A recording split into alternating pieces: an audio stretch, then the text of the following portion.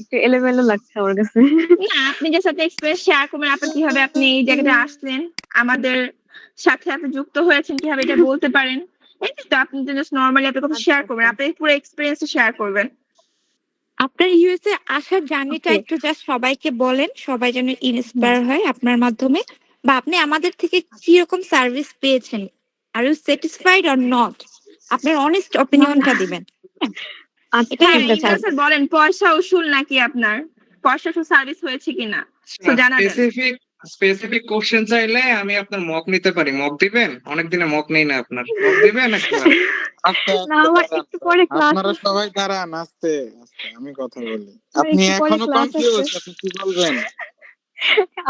আমি একটু পরে ক্লাস আছে আর আমি লাইক ভাবতেছি এক আমি কাজ কি করেন, করবো না আপনি আপনার বলবো। ক্যামেরা ওপেন করেন। হ্যাঁ, না হ্যাঁ, না, শিওর। ইম্পর্টেন্ট হচ্ছে আমি আমি আপনাকে আপনাকে যেটা জিজ্ঞেস করতেছি, আপনি এখনো কনফিউজ ইউএসএ চলে আসার পরেও, যে আপনি কি বলবেন? না, আর আমি কত কনফিউজ না, না আমি জাস্ট ভাই, হঠাৎ কি করে যে এভাবে প্যারা দিছে আমারে কনফিউশন নিয়া। এটা আপনার প্যারার কোনো আশেপাশেই আছে, অভাব একটা নেই। চার্জ নেন ভাই। ঠিক আছে, আপনি আপনি ই মানে করেন, ওকে, আপনি মনে হয় আমাকে নক দিছিলেন, আমি আসলে একটু দৌড়াদৌড়ির ভিতরে আছি, জন্য কারোর হ্যাঁ, সাথে it's কোনো okay, আমি কন্টাক্ট পরে করতে তামান্না পারতেছি না। আপুকে সবাইকে কল করে হ্যাঁ, বলে নিচ্ছি 2 পরে। উইকস ধরে আমি একটু শিফট করছি তো, সব আচ্ছা, মিলে জব টব সব মিলে আসলে একটু দৌড়াদৌড়ির ভিতরে আছি। 2 উইকস আমি খুব কি বিজি শিফট ছিলাম। করছেন ভাই? নতুন বিয়ে করছেন নাকি? বউ শিফট করতে পারলে তো ভালোই হতো। যাই হোক, এনিওয়ে এগুলো নিয়ে কথা না বলি, লাইভে আছি। এই আচ্ছা, ডন বিষয়টা স্যার আপনি এইসব বুদ্ধি দিবেন না কাউকে, ঠিক আছে? এখানে সবাই হচ্ছে জেন্টাল, সবাই হচ্ছে এখানে ইউএসএ তে আসার ইন্টেনশন নিয়ে ভর্তি হয়েছে। এখানে কেউ বউ শিফট, হাজবেন্ড শিফট এগুলোতে নাই আমরা, ঠিক না আছে? না আমরা না, সবাই অনেস্ট ওয়েতে কাজ ওটা করি। ওটা শিফট বলে না, ওটা সোয়াইপিং বলে। যাই হোক, এনিওয়ে, তো এখন বাট বিষয় হচ্ছে হলো যে কথা সেটা না, কথা হচ্ছে হলো ভালো আছে। আপনি ই করেন, আপনার সাথে যে আপনি যে হ্যাঁ, ওনার একটু গুছিয়ে দিই। আপনি ভর্তি হলেন, দেন ভর্তি হওয়ার পর আপনি কি কি সার্ভিস পাইলেন, কি কি প্রবলেম আপনার আচ্ছা। ছিল, কি কি সলভ করা হলো, কি জানতেন না এই গ্রুপে এসে কি কি জানলেন, হ্যাঁ, এবং আলটিমেটলি আপনি যে ইন্টারভিউটা দিতে গেলেন সেখানে আপনি কি কি সিমিলারিটিস পাইলেন, বা আদৌ পাইছেন কিনা কোনো সিমিলারিটিস, যে কোশ্চেন গুলো আমরা দিছি সেগুলো আপনি ওখানে গিয়ে কি ডিফারেন্ট কোনো কোশ্চেন পাইছেন নাকি একই সেম কোশ্চেন পাইছেন, কোশ্চেন গুলো কেমন ছিল, এবং ওভারঅল সার্ভিস সবসময় যেমন আমারে পান নাই এটাও বললেন, ঠিক আছে, মাঝে মাঝে, ঠিক আছে। তো এগুলোই আর কি। হ্যাঁ, তো এগুলো মিলে টোটাল জার্নিটা কেমন সেটা বলেন। আচ্ছা, আচ্ছা, আমি শুরু করি। জি। আমি আসলে আমি যখন মানে ইউএসএ তে যাব প্ল্যান করি তখন আমি ফেসবুকে মানে অনেকগুলা গ্রুপ আমি যেগুলোই পাইছি সেগুলোতে জয়েন করতাম, মানে সামনে যেটাই আসতো। তো এভাবে করে আমি এই গ্রুপটাতেও জয়েন করছি। তো আমি পরে পরে না আমি ফেক গ্রুপটাতেও আছি। ওইটা না আমি প্রথমে বুঝি নাই। তো পরে আমি হচ্ছে প্রাইভেট যে ক্লাসগুলো হয় ওইটা হচ্ছে দেখলাম যে এরকম ফ্রি ক্লাস হয়, মক হচ্ছে, তারপর রিভিউ হচ্ছে, কোথায় কি মিস্টেক। তো ওইখান থেকে আমি হচ্ছে ইন্টারেস্টেড হয়ে যাই, আমার ডেট হলে আমি হচ্ছে এখানে এনরোল করবো। তো তখন শিওর। তো আমি আই থিঙ্ক মের শুরুর দিকে মানে এনরোল করছিলাম। সরি, মে না, জুন জুন। হ্যাঁ, জুনের শেষে জুলাই শুরুর দিকে, সরি। ওই টাইমে হচ্ছে এনরোল করছিলাম। তো পরে এনরোল করার পর হচ্ছে আমার ফার্স্টে যে প্রবলেমটা হইতো, আমি মানে আমার কনফিডেন্স আসলে খুবই লো ছিল। আমি সবসময় খুবই মানে আমার ভয়েস ফার্স্ট ফার্স্ট অনেক কাঁপতো। আমি মানে ভয়ে মানে সব উল্টো পাল্টা করে ফেলতাম। আবার যদি বিশেষ করে আবিদ আপু যখন মানে মক নিত, আমার মনে হয় কি আবিদ আপু আমাকে সবচেয়ে বেশি একটু ঘুরাই ফিরাই প্রশ্ন করতো, তখন আমি লাইক আটকে যেতাম যে আমি এখন কি বলবো, এখন তো কোনো আইডিয়া নেই। পরে আবার হচ্ছে তখন আমাকে আপু আবার রিজেক্ট করে দিত। আর এছাড়া আহ নুসরাত আপুর কাছে মনে হয় আমি অনেক বেশি মানে হয়েছিলাম, মানে অ্যাপ্রুভ হয়েছিলাম। মানে খুব ইজি করতো, মানে উনার সাথে কথা বলতে আমার খুব ফ্রি ফ্রি লাগতো, মানে মনে হচ্ছে উনি আমাকে আজকে মানে অ্যাপ্রুভ করবে এরকম। তো এরপরে এভাবে করতে করতে আম, সামনে আগাই। পরে তো ওই যে আমার ইন্টারভিউ ক্যান্সেল হয়ে যায় 23 তারিখে, 23 জুলাই। তো ওই সময় আমার মাথার উপর একটা বাজ ভেঙে পড়ছিল। আমি লাইক কি করবো আমি, মানে কোনো কিছু নাই, কিছু মানে এলোমেলো হয়ে গেছিল। তখন তখন মাঝখান দিয়ে আমি কিছুদিন পড়ি নাই, মানে প্র্যাকটিস করি নাই। তো তখন আমি আবার একটু আরো কনফিডেন্স লো হয়ে গেছে, আমি like খুব টেনশনে পড়ে গেছিলাম যে আদৌ যাবো কি যাবো না, কি হবে না হবে। বাট পরে আবার দেখি যে না, আবার শুরু হইলো, ক্লাসও শুরু হইলো, প্র্যাকটিসও শুরু করলাম। তো তখন আবার আস্তে আস্তে কনফিডেন্সটা একটু মানে বাড়তেছিল। আবার ওই সেনে আমার যে এখানে ল্যাকিং ছিল, সবাই ফিডব্যাক বলতেছিল, আমি সাথে সাথে ওটা কাজ করে ফেলতাম। তো মানে দেরি করতাম না, ক্লাস শেষ ওটা কাজ করে আমি আবার হচ্ছে রাহাত স্যারকে বা মানে আমার মেন্টর স্যার রাহাত স্যার উনাকে অথবা আপুদেরকে যাদেরকে পাইতাম তাদেরকে হচ্ছে দিয়ে দিতাম যে আপু এটা কিভাবে হবে ভাই এটা কিভাবে হবে। তো এরা করতে করতে যখন মানে ইন্টারভিউ কাছাকাছি আসে আমার তারপরে আরো 2 বার ক্যান্সেল হয়, 9 তারিখে 16 তারিখেও ক্যান্সেল হয়। তো আমি ফাইনাল ইন্টারভিউ হয় হচ্ছে 19 আগস্ট। আমি ওই দিন মানে যাচ্ছিলাম যখন ঢাকায় তখনও আমার মনে হচ্ছিল এই কালকেও আবার ক্যান্সেল হবে না তো, কালকে কি আবার বাসায় ফিরে আসবো, এটা আমার জাস্ট বারবার এরকম মনে হচ্ছিল। তো যত ইন্টারভিউ কাছে আসতে আস্তে আস্তে ডেট, তো আমার আসলে প্র্যাকটিস করতে করতে না ভালোই হচ্ছে মানে কনফিডেন্স আসলে অনেক বাড়ছে। এটাই হচ্ছে আমার সবচেয়ে প্লাস পয়েন্ট ছিল। ইভেন ইন্টারভিউর দিন যেও আমি একটু নার্ভাস ছিলাম, এটা আমার মানে মেইন প্লাস পয়েন্ট ছিল যে এই কারণে হয়তো ভিসা পেয়ে গেছে। তো এরপরে 19 তারিখে যেদিন আমার ইন্টারভিউ ছিল সকাল 10, 9:30 দিকে, তো আমি টাইম মতো এখানে যাই। এন্ড আমি দেখলাম যে আশেপাশে মানে সবাই চুপচাপ অনেক ছিল, মানে খুব টেন্স ছিল, আর আমি আবার আশেপাশে দেখতেছিলাম খুব নর্মাল ভাবে গেছি একদম। তো আমার ইন্টারভিউ হয়েছিল খুব সম্ভবত কাউন্টার 6-এ। তো কাউন্টার 6-এ যে ইয়াটা ছিল, ভিউটা ছিল, উনি খুব সম্ভবত Korean American or like Chinese American হবে। তো উনি লাইক খুব চিল ছিল, মানে অনেকে থাক, আমি মনে মনে ভাবতেছিলাম যে কোনো রুট কেউ বা মানে সুন্দর করে কথা বলে এরকম কেউ যেন হয়, মানে রুট কেউ কেউ না হয়। তা আমার আলহামদুলিল্লাহ কপালে উঠে ছিল, আমি ভালো একদিন কি পাইছিলাম, উনি খুব ভালোই ছিল। তো এখন পরে হচ্ছে যখন আমার মানে টার্ন হয়, আমার সামনে হচ্ছে 2 জন ছিল। এই যে একজন হচ্ছে লাইক অ্যাপ্রুভ হয়েছিল, আরেকজন মানে আমার ইমিডিয়েট সামনে যে উনি হচ্ছে রিফিউজ হয়ে গেছিল কিসের কারণে ওটা আমি বুঝি নাই।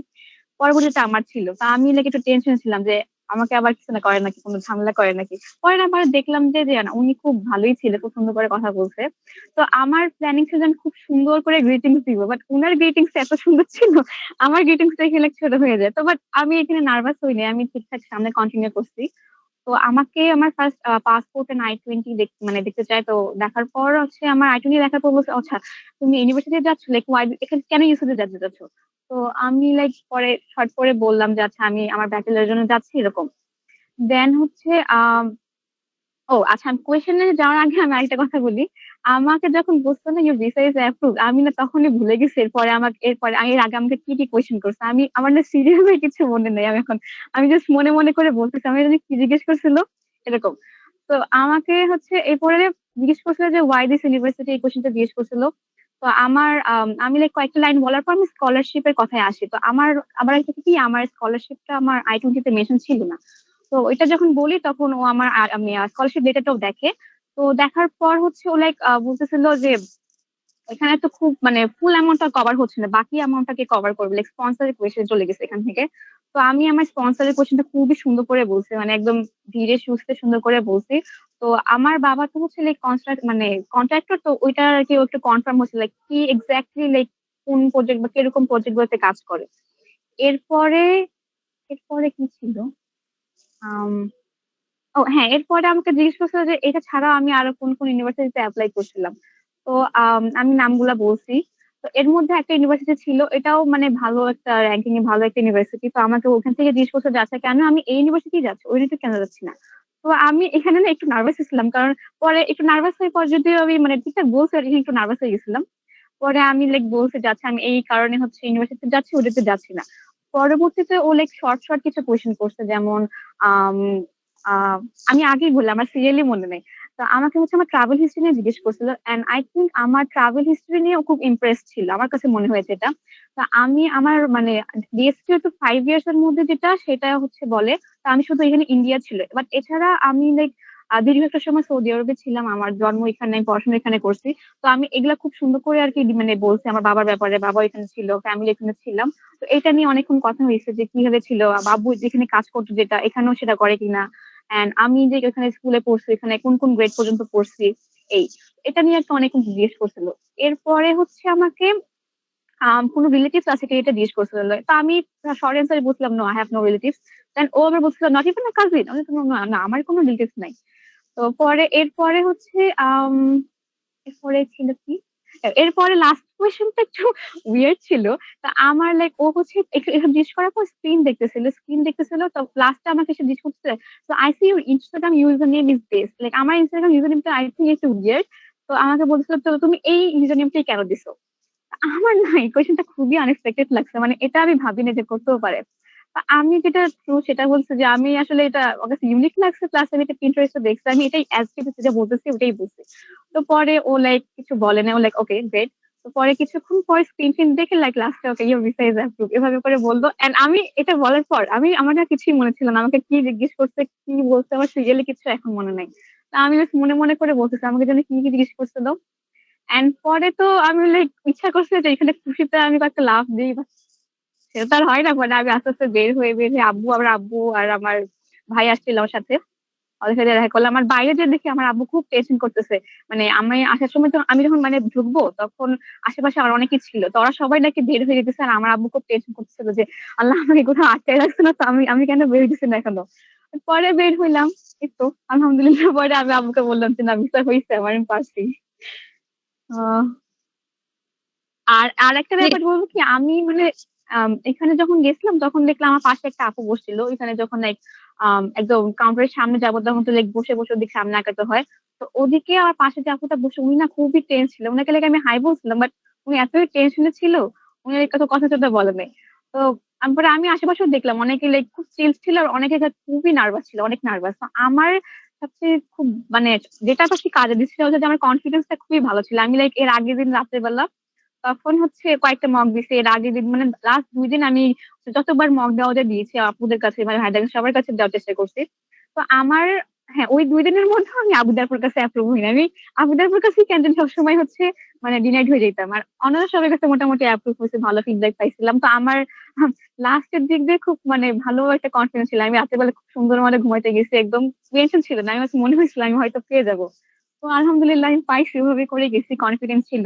এই কনফিডেন্ট বুস্টই আমি এখান থেকে পাইছি, এটা লাইক আমার সবচেয়ে মেইন ভালো পয়েন্ট যেটা বলা যায়। আমার মানে আবার ফিডব্যাক আমি লাইক আহ কিছু কিছু জায়গায় একটা লুপহোল থাকতো যে বলতো আচ্ছা এটা কেন হবে না, এটা কেন হবে না, পরে আমি আসলে তো আমি কেন এটা ভাবি নাই। পরে আমি লাইক আবার ওটাতে কাজ করতে এভাবে করতে করতে আমার লাইক মনে হয় কোথাও গ্যাপ ছিল না, আমি আমার প্রোফাইল নিয়ে যতটুকু মানে জানা দরকার ছিল সবটাই হচ্ছে মনে হয় জেনে গেছে ততক্ষণে, মানে ইংরেজি আগ পর্যন্ত। এই তো এরপরে এই তো এভাবে করে পেয়ে গেছি আলহামদুলিল্লাহ ভিসা। ইভেন জি আর আমি তখন অলরেডি জি হ্যাঁ আপু বলেন হ্যাঁ, বলেন Congrats. আপনাকে আমি আপনাকে কনগ্রাচুলেশন। থ্যাংক আপনি ইউ তো থ্যাংক ইউ সো লাস্টের মাচ। দিন আগের দিন রাতে যখন দিলেন তখন আপনাকে বলছে যে আপনি কিন্তু ভিসা পাবেন, কনফিডেন্ট থাকেন। হ্যাঁ হ্যাঁ আমার তখন এটা শুনে খুব কনফিডেন্স লাগছিল মনের মধ্যে। যাই হোক, congratulation once again. So thank আমি ইউ সো অ্যাকচুয়ালি মাচ। কিছু বিজি ছিলাম, সো এনি প্রবলেম আপনি আমাকে নক করবেন। এখানেও যদি আমি কোনো সবাইকে প্রবলেম নক থাকে, করছি, আমি সবাইকে হ্যাঁ, নক করছি, না যে এখন আগে যদি রিপ্লাই করছে। ইউএসএ তেও যদি কোনো প্রবলেম হয় বা কোনো প্রয়োজন আচ্ছা হয়, আচ্ছা you can knock me, সমস্যা নাই। যদি কোনো ইউনিভার্সিটি প্রবলেম বা এনিথিং, আমরা তো থ্যাংক আছি ইউ। এখানে, হ্যাঁ। জি, অন্য সবাই হ্যাঁ কথা বলবে, it's okay. Okay, so congratulation once again. Thank ঠিক ইউ আছে, अगेन। জি। জি কংগ্রেচুলেশন মার্জানা আপু। আপনাকে হ্যাঁ আমি অনেক রিজেক্ট করছি, কারণ একটা যখন ভালো ক্যান্ডিডেট থাকে আমরা আশা করি সে ইউএসএ যাচ্ছে এত ভালো ইনস্টিটিউটে পড়ালেখা করবে, তো সেখানে তারা সবকিছু জানুক। এভাবে মানে না হুম জাস্ট কিছু গল্প কিছু কোয়েশ্চেন আনসার নিয়ে